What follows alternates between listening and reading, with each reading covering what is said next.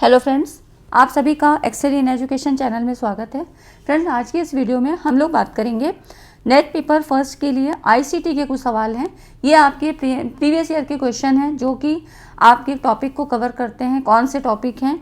Development of computer and development of internet. ठीक है, इनसे संबंधित जो यहाँ का बैकग्राउंड था, मतलब हिस्टोरिकल डेवलपमेंट जो था कि क्रमवार में किस तरह से चीज़ें आगे बढ़ी हैं, उन्हीं सबको यहाँ पर डिस्कस किया गया है और उन्हीं से संबंधित सवाल भी पूछे गए हैं आपके PYQs में। 2021-22 का जो मर्ज साइकिल था उसमें भी सवाल आए हैं और 2023 में भी आपके यहाँ से क्वेश्चन आए हैं। ठीक है, तो आज की इस वीडियो में काफ़ी चीज़ें आपकी क्लियर हो जाएंगी, क्योंकि हमने अधिकतर ये सारे पार्ट हम छोड़ देते हैं, नहीं पढ़ते हैं। ठीक है, तो लेकिन क्वेश्चन आपके बराबर आ रहे हैं, इसलिए इनको भी समझना आपको ज़रूरी होता है। ठीक है, चलिए स्टार्ट करते हैं। और देखिए, अगर आप चैनल पर पहली बार हैं तो सब्सक्राइब कर लीजिए, नहीं किया है तो कर लीजिए, टेलीग्राम चैनल को भी ज्वाइन कर लीजिए। ठीक है, वीडियो सेशन अच्छा लगता है तो लाइक एंड शेयर ज़रूर कर दिया करिए। देखने वालों की संख्या के कंपैरिजन में लाइक कम आते हैं। ठीक है, तो चलिए स्टार्ट करते हैं। और यहाँ पर देखिए, क्वेश्चन के माध्यम से समझिए कि क्वेश्चन का पैटर्न कैसा है। तो यहाँ पर कह रहा है प्रथम पीढ़ी, यहाँ पे फर्स्ट जनरेशन की बात कह रहा है। प्रथम पीढ़ी इलेक्ट्रॉनिक कंप्यूटर के निर्माण हेतु निम्नलिखित में से कौन सी इलेक्ट्रॉनिकी प्रौद्योगिकी, मतलब यहाँ पे कह रहा है कि इलेक्ट्रॉनिक टेक्नोलॉजी यहाँ पर कौन सी प्रमुख है। ठीक है, कौन सी प्रमुख टेक्नोलॉजी यहाँ पर यूज़ की जाएगी। फॉलोइंग इलेक्ट्रॉनिक टेक्नोलॉजी में is the key technology for making the first generation computer. तो आपको पता है कि यहाँ पर वैक्यूम ट्यूब्स का यूज़ हमने किया था, है ना। तो इसी तरह के सवाल अब आपके ऐसे भी पूछे जाते हैं। तो इसमें देखिए, थोड़ा सा यहाँ पर हम इसको समझने की कोशिश करते हैं। ये देखिए, यहाँ पर तो इसका ये आंसर है कि प्रथम पीढ़ी का जो विकास है वो कब से कब तक था, तो 1946 से 1956 तक। ठीक है, ये टाइम पीरियड आपको इसलिए पता होना चाहिए कि कई बार आपको क्रम से लगाने को चीज़ें आती हैं, तो ये थोड़ा सा टाइम पीरियड आपको पता होना चाहिए। यहाँ पर विकसित हुए कंप्यूटर को फर्स्ट जनरेशन के रूप में रखा गया और पहली पीढ़ी के कंप्यूटर बनाने के लिए डायोड वॉल्व, वैक्यूम ट्यूब, इन सब टेक्निक का प्रयोग किया गया। ठीक है, अब और इसमें मतलब वैक्यूम कैसे बनता है, क्योंकि वहाँ पर ये ग्लास ट्यूब होती है जिसकी गैस को हटा दिया जाता है। तो एक वैक्यूम मतलब वहाँ पर नो एयर, है ना, कोई कुछ भी नहीं होता है, इसलिए वो वहाँ वैक्यूम क्रिएट होता है। और इलेक्ट्रॉन मूवमेंट के लिए यहाँ पर कंट्रोल करने के लिए इलेक्ट्रोड होते हैं, इसलिए इसको डायोड कहा जाता है। ठीक है, अब यहाँ पर देखिए, हम थोड़ा इसके डेवलपमेंट की बात करते हैं।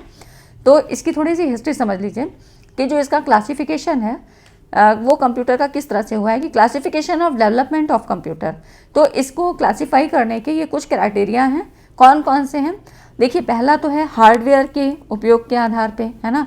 तो ये है आपका first generation, second, third, fourth and fifth generation. ठीक है, उसके बाद वर्क प्रोसेस के आधार पे, तो आप इसको एनालॉग, डिजिटल एंड हाइब्रिड, इस तरह से हम इसको कैटेगराइज कर सकते हैं। आकार और कार्य के आधार पे, तो मेन फ्रेम कंप्यूटर, फिर मिनी कंप्यूटर, माइक्रो कंप्यूटर और ये आपका सुपर कंप्यूटर।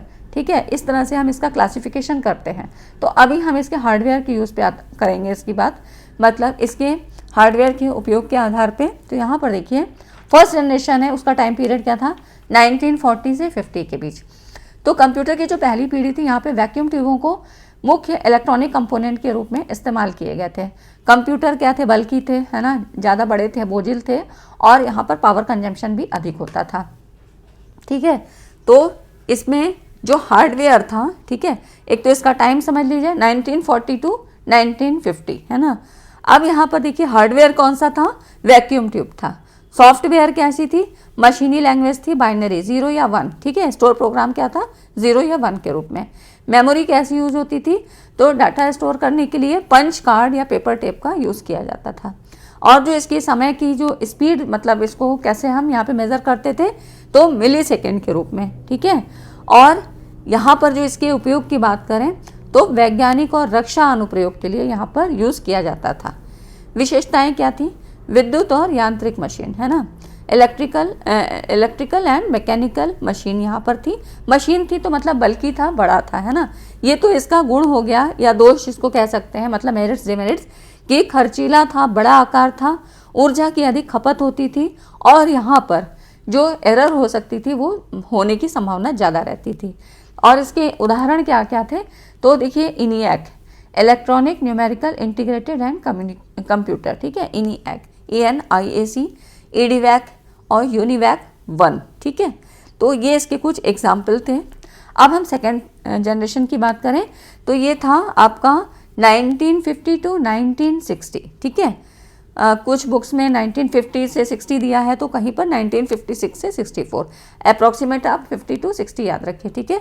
और देखिए यहाँ पर इसका जो यूज़ था हार्डवेयर के रूप में, वहाँ पे क्या था, वैक्यूम ट्यूब थी, यहाँ पर ट्रांजिस्टर, है ना। तो यहाँ पर वैक्यूम ट्यूब से ट्रांजिस्टर में यहाँ चेंज देखा, जो छोटे, अधिक विश्वसनीय और कम बिजली की खपत करते थे, ठीक है। इससे छोटे और तेज़ कंप्यूटर का यहाँ पर डेवलपमेंट हुआ। कौन कौन सी लैंग्वेज हुई, कोबोल और फोर्टान जैसी हाई लैंग्वेज जो है यहाँ पर प्रोग्रामिंग लैंग्वेज का इस समय इन्वेंशन हुआ था, ठीक है। तो ये कुछ चीज़ें हो गई। तो इस तरह से हम बात करें हार्डवेयर की तो यहाँ पे ट्रांजिस्टर हो गया, और सॉफ्टवेयर में हाई लेवल असेंबली लैंग्वेज, जो हाई लेवल असेंबली लैंग्वेज थी, असेंबली लैंग्वेज और बैच ऑपरेटिंग सिस्टम। मेमोरी कौन सी थी, मैग्नेटिक मेमोरी थी, मैग्नेटिक टेप, मैग्नेटिक डिस्क, और जो समय था उस समय मिली सेकेंड था, अभी यहाँ पे माइक्रो सेकेंड में हो गया, ठीक, क्योंकि अब स्पीड बढ़ गई। तो इसका जो उपयोग कैसे था, यहाँ पर इलेक्ट्रॉनिक एंड कमर्शियल यूज़ के लिए किया जाता था, ठीक है। तो अब इसकी जो विशेषताएं क्या हो गई, मेमोरी और प्रोसेसिंग क्षमता में वृद्धि हो गई। तो अब क्या हुआ यहाँ पे, इसकी जो डिमेरिट्स क्या हो गई, खर्चीला, अपेक्षाकृत छोटा और तीव्र, है ना। तो अब इसकी स्पीड तो क्या बढ़ गई थी, थोड़ी थी। अब इसके एग्जाम्पल क्या क्या हैं, तो इसमें जो एग्जाम्पल थी इसके IBM 1401 और यूनिवैक, ठीक है।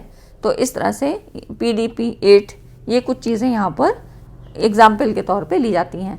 ये जो है ना, इसका एक मैंने चार्ट आपको, ऐसा कंपेरेबल चार्ट जो है मैंने आपको टेलीग्राम पे दे रखा है, तो आप लोग वहाँ पे देख लीजिएगा। जनरेशन से संबंधित एक चार्ट वहाँ पे दिया है, तो आपको डिटेल में सब चीज़ें और शॉर्ट फॉर्म में मिल जाएंगी, ठीक है। अब यहाँ पर देखिए थर्ड जनरेशन 1960 से 1970 के दशक में, तो कहीं कहीं पे आपको 65 टू 75 मिलेगा। तो यहाँ पर क्या था, इंटीग्रेटेड सर्किट का यूज़ हुआ। तो हार्डवेयर क्या था, इंटीग्रेटेड चिप जो थी, ठीक है। और उसके बाद सॉफ्टवेयर, तो यहाँ पे हाई लेवल लैंग्वेज का यूज़ हुआ।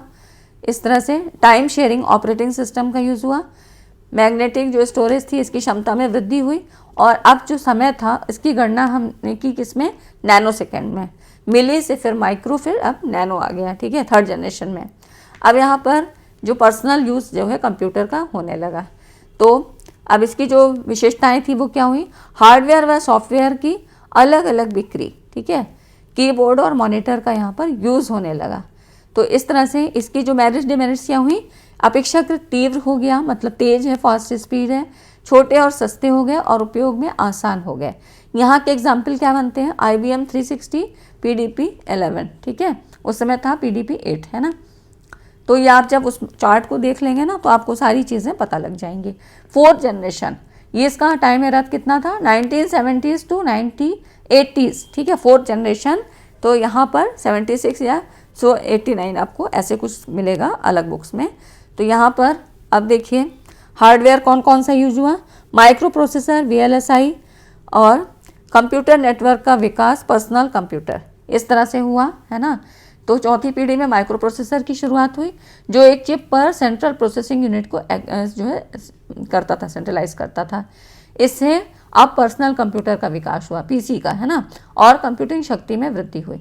तो 1971 में इंटेल द्वारा माइक्रो प्रोसेसर का आविष्कार हुआ, और इस तरह से ये अच्छी अचीवमेंट थी, है ना। तो यहाँ पर मेमोरी कैसी हुई, अब देखिए यहाँ पर हमने पढ़ा कि हार्डवेयर क्या हुआ, माइक्रो प्रोसेसर के रूप में, VLSI के रूप में, और सॉफ्टवेयर कैसा था, ग्राफिकल यूज़र इंटरफेस, ठीक, यूनिक्स और C लैंग्वेज, ठीक है, पर्सनल कंप्यूटर के लिए ऑपरेटिंग सिस्टम। तो ये हो गया। और मेमोरी कैसी थी, सेमीकंडक्टर मेमोरी थी। अब यहाँ पर समय की जो गणना की गई वो अब नैनो सेकेंड से पिको सेकेंड में आ गई, ठीक है। तो यहाँ पर पिको सेकेंड की बात होने लगी। फिर यहाँ पर अब क्या हुआ, इसके यूज़ की बात करें तो कंप्यूटर का कमर्शियल यूज़ में अत्यधिक जो है व्यक्तिगत और मतलब पर्सनली और कमर्शियल यूज़ में ज़्यादा यूज़ होने लगा, ठीक है। एक साथ कई कार्य करने की क्षमता हो गई, ये इसकी विशेषताओं में आ गया। और फिर इसके मेरिट्स डिमेरिट्स में अपेक्षाकृत सस्ता हो गया और फास्ट हो गया, उच्च क्षमता, इसकी अब कैपेसिटी भी ज़्यादा हो गई, उपयोग में आसान हो गया, क्योंकि अब उतने बल्कि तो रह नहीं गया, है ना।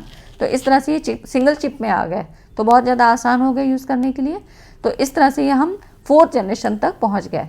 नेक्स्ट आता है आपका 5th जनरेशन। अब यहाँ पे क्या हुआ, 5वीं पीढ़ी है ना, तो ये कैसी थी, 1980 से अब तक है ना।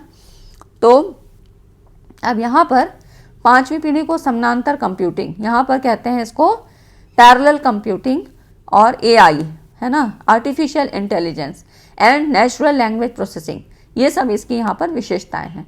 इस अवधि के दौरान सुपर कंप्यूटर और उच्च प्रदर्शन कंप्यूटिंग अधिक प्रचलित हो गए। तो इसके अतिरिक्त क्या क्या, ग्राफिकल यूज़र इंटरफेस और इंटरनेट ने यहाँ पर महत्वपूर्ण भूमिका निभाई थी है ना। तो इस तरह से अगर हम इसकी बात करें तो यहाँ पर जो सॉफ्टवेयर का यूज़ था वो कैसा था, इंटरनेट और मल्टीमीडिया सॉफ्टवेयर, ठीक है, पैरेलल प्रोसेसिंग के लिए। और हार्डवेयर में अगर बात करें तो यहाँ पर ULSI, SLSI, notebook, laptop, internet का विकास यहाँ पर हो गया। और मेमोरी कैसी थी, ऑप्टिकल डिस्क, यहाँ पर ऑप्टिकल डिस्क, वर्चुअल मेमोरी, यहाँ पर स्टोरेज जो थी काफ़ी हाई थी है ना। तो अब इस तरह से यूज़ की बात करें तो इंटरनेट और सोशल मीडिया के द्वारा मनोरंजन, ठीक है। और इसकी जो यहाँ पर अब क्या हुआ, इसके मेरिट्स डिमेरिट्स तो बहुत छोटे हो गए और सुपर फास्ट हो गए। तो 5th जनरेशन में क्या हुआ, ज़्यादा यहाँ पर काफ़ी जो है अच्छा, ये मतलब रेडी टू यूज़ हो गए, मतलब ज़्यादा इनको यूज़ किया जाने लगा क्योंकि ये हमारी सुविधाओं के अनुसार थे है ना। तो यहाँ पर IBM नोटबुक और पेंटियम PC सुपर कंप्यूटर, ये सारे सब 5th जनरेशन में आ गए थे, ठीक है। तो ये सारी चीज़ें आपकी जनरेशन से संबंधित हो गई, जिससे कि सवाल आपके बन रहे हैं, ठीक है। अब देखिए यहाँ पर एक क्वेश्चन आपका आया था, इंटरनेट के विकास को प्रभावित करने वाली निम्नलिखित घटनाओं को उल्टे कालक्रमानुसार, मतलब यहाँ पर कह रहा है रिवर्स ऑर्डर में, रिवर्स क्रोनोलॉजिकल ऑर्डर में, मतलब सबसे नवीनतम घटना से प्राचीनतम घटना के क्रम में रखना है। तो अब ये देखिए यहाँ पर कैसे चीज़ें होंगी। तो इसमें आपको ये कह रहा है कि मतलब जो सबसे नवीन घटना है, मतलब जो अभी से लेके फिर आपको लास्ट प्राचीन तक जाना है ना। तो इसमें देखिए यहाँ पर ARPA है, फिर है TCP है, स्पुतनिक है, WWW है ना, DNS इम्प्लीमेंटेड है। अब ये सारी चीज़ें होती क्या है ना। तो इसमें देखिए इसके अकॉर्डिंग इसका जो आंसर होगा ना, ये होगा आपका यहाँ पर सबसे पहले WWW है ना, ये ऑप्शन सही होगा। मतलब पहले नंबर पर WWW होगा, ठीक है। और उसके बाद है आपका ये D ऑप्शन, यहाँ पर ये वाला ही सही होगा। फिर आता है आपका DNS, ठीक है। और फिर है आपका ये है TCP, और नेक्स्ट है आपका ARPA, और फिर है स्पुतनिक, ठीक है। तो ये आपका क्रम है जो कि इस तरह से यहाँ से आप ये जो है इसको क्रमवार लगाएंगे। अब ऐसे ही सवाल आते हैं तो आपको इसका थ्योरी पार्ट भी पता होना चाहिए, तो इसको हम थोड़ा सा जानने की कोशिश करते हैं। ये देखिए यहाँ पर इसका जो है समय भी दिया हुआ है ना। देखिए यहाँ पर स्पुतनिक है ना, आपको क्या है वर्तमान से पीछे की ओर जाना है। तो यहाँ पर CERN में WWW का सृजन 1989 में हुआ था, DNS इसका 1970 में है ना।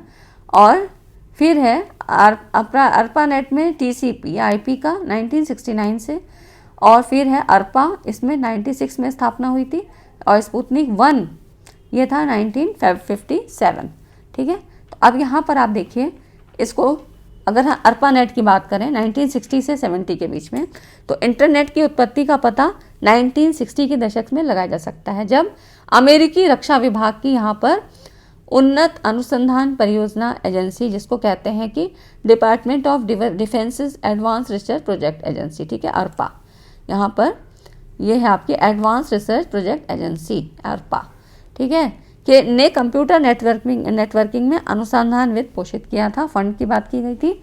और 1969 में संयुक्त राज्य अमेरिका में 4 विश्वविद्यालयों में कंप्यूटरों को जोड़ने वाले पहले नेटवर्क, जिसे ARPANET कहा गया, इसको बनाया गया था। तो सबसे पहले आपका ये ARPANET आ गया, ठीक है। स्पुतनिक तो यहाँ पर बहुत, तो ये देखिए आपका मतलब यहाँ पर पहले जो आया 1960 की बात करें तो ये है आपका ARPANET है, ठीक है, अर्ली रिसर्च एंड ARPANET, ठीक है।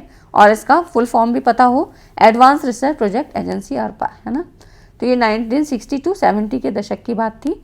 नेक्स्ट है आपका TCP IP और पैकेट स्विचिंग, तो ये 1970 में।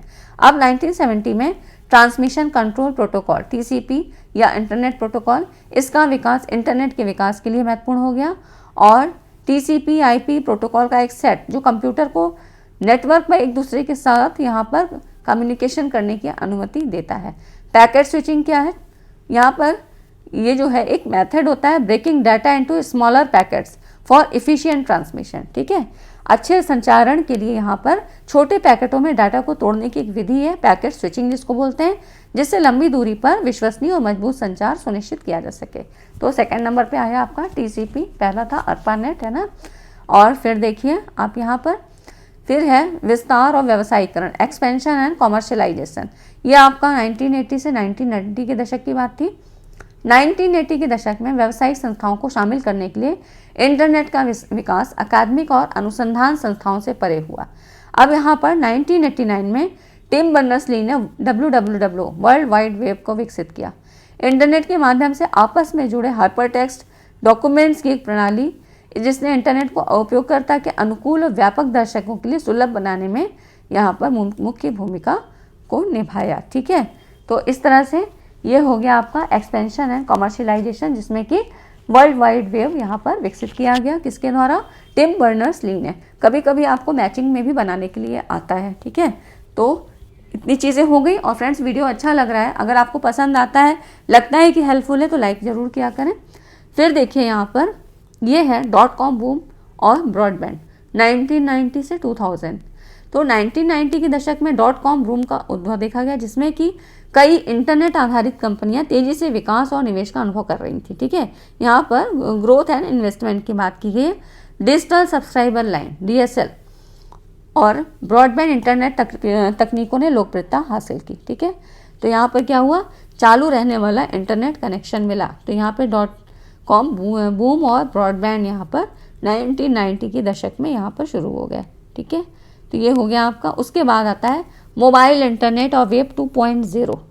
तो अब देखिए 2000 के दशक में यहाँ पर स्मार्टफोन और मोबाइल उपकरणों को व्यापक रूप से अपनाने में मोबाइल इंटरनेट का विकास हुआ। मोबाइल डेटा नेटवर्क और वायरलेस तकनीकी जैसे कि 3G, 4G और 5G, है ना, चलते फिरते इंटरनेट एक्सेस को सक्षम बना दिया। तो इससे अब वेब 2.0 युग उभरा, जो उपयोगकर्ता जनित सामग्री यहाँ पर ये जो है आपका user generated content, social media platform and interactive web application that facilitate collaboration and information sharing. मतलब social media platform interactive web application की विशेषता है जो सहयोग और सूचना साझा करने की सुविधा प्रदान करता है। अब यहाँ पे आपको बोल रहा है वेब 2.0। तो वेब 1.0 क्या था, वेब 2.0, वेब 3.0 या 4.0, ये सब क्या होते हैं? तो देखिए वेब 1.0 जो है ये है आपका early state of the world wide web, है ना। Web 1.0 website where static in nature. ठीक है, यहाँ पर ये जो वेबसाइट थी ये स्टैटिक इन नेचर रहती थी।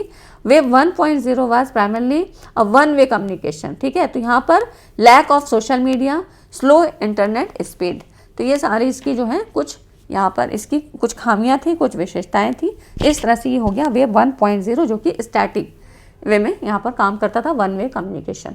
वेब 2.0 क्या था? Second generation of the world wide web, जिसने static read only web page से डायनामिक और इंटरएक्टिव वेबसाइट में जो है पहल की थी।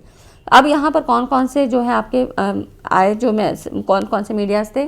तो फेसबुक था, ट्विटर, लिंक्डइन, ये सारे सोशल मीडिया प्लेटफॉर्म का यहाँ पर डेवलपमेंट हुआ वेब 2.0 में। ठीक है, web 3.0 refers to the next generation of the internet. अब यहाँ पर AI और बिग डाटा के द्वारा यहाँ पर ट्रांसमिशन होता है।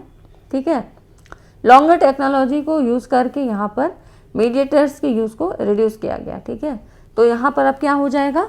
ग्रेटर ट्रांसपेरेंसी होगी, पारदर्शिता होगी और सिक्योरिटी और कंट्रोल यहाँ पर अच्छा रहेगा। ठीक है, अपनी मतलब चीज़ें रहेंगी। क्रिप्टो करेंसी, टोकन, इन सब का यहाँ पर यूज़ हुआ। ठीक है, तो ये वेब 3.0।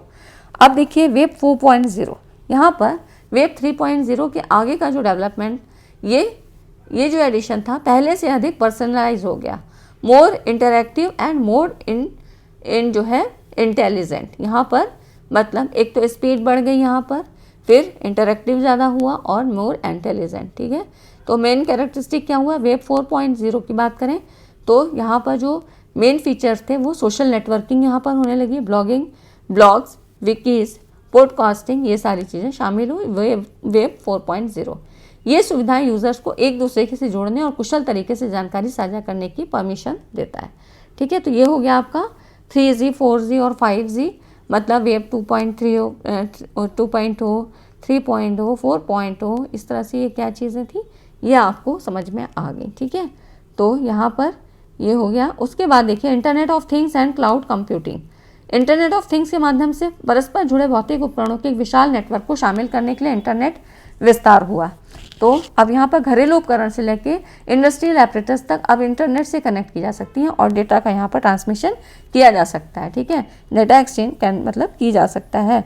फिर क्लाउड कंप्यूटिंग प्रमुख होगी, जिससे उपयोगकर्ता डेटा स्टोर कर सकते हैं, है ना। और यहाँ पर reducing the need for local storage and processing, और cloud computing became prominent, allowing users to store data and access powerful computing resources over the internet। मतलब उपयोगकर्ता डेटा स्टोर कर सकते हैं और इंटरनेट पे शक्तिशाली कंप्यूटिंग संसाधनों तक पहुंच बना सकते हैं। ठीक है, तो ये हो गया आपका internet of things and cloud computing. फिर देखिए अब फ्यूचर इवेंट्स में क्या क्या चीज़ें होने लगी हैं। तो टेक्नोलॉजी में चल रही प्रगति के साथ इंटरनेट का विकास जारी है। 5G नेटवर्क अब शुरू हो गया और आर्टिफिशियल इंटेलिजेंस, है ना। तो यहाँ पर देखिए अब special intelligence, artificial blockchain, edge computing जैसी जो है जितने जो है ये सारे एक्सपेक्टेड जो है आपके कंटेंट थे, ये भविष्य को आकार देने की उम्मीद, मतलब ये अभी और आगे बढ़ने की उम्मीद है। तो इस तरह से ये हो गए फ्यूचर इवेंट्स। ठीक है, और आपका जो ये भी एक सवाल आया था 2023 में भी पूछा गया है, यहाँ पर वेब 1.0, 2.0, 3.0 एंड 4.0 इन सबों की मैचिंग भी करनी थी। इस तरह से सवाल पूछे गए थे। तो आपको कुछ चीज़ें थोड़ा सा पता होना चाहिए कि जैसे आर्टिफिशियल इंटेलिजेंस क्या है, बुद्धिमान, मशीनों को बुद्धिमान बनाना, है ना। यहाँ पर AI कैसे काम करेगा, मशीनी तरह से काम करेगा, लेकिन उसकी बुद्धि बहुत तीव्र होगी। तो ये सारी चीज़ें आपकी इससे संबंधित हो गई। ठीक है, तो फ्रेंड्स वीडियो कैसा लगा? वीडियो अच्छा लगा हो तो लाइक एंड सब्सक्राइब कर लीजिए, शेयर भी कर दीजिए, लाइक शेयर ज़रूर करें। और वीडियो अच्छा लगा हो तो लाइक करके जाइएगा, चैनल को सब्सक्राइब कर लीजिए। मिलते हैं अगली वीडियो में एक नए टॉपिक के साथ। Thanks for watching this video.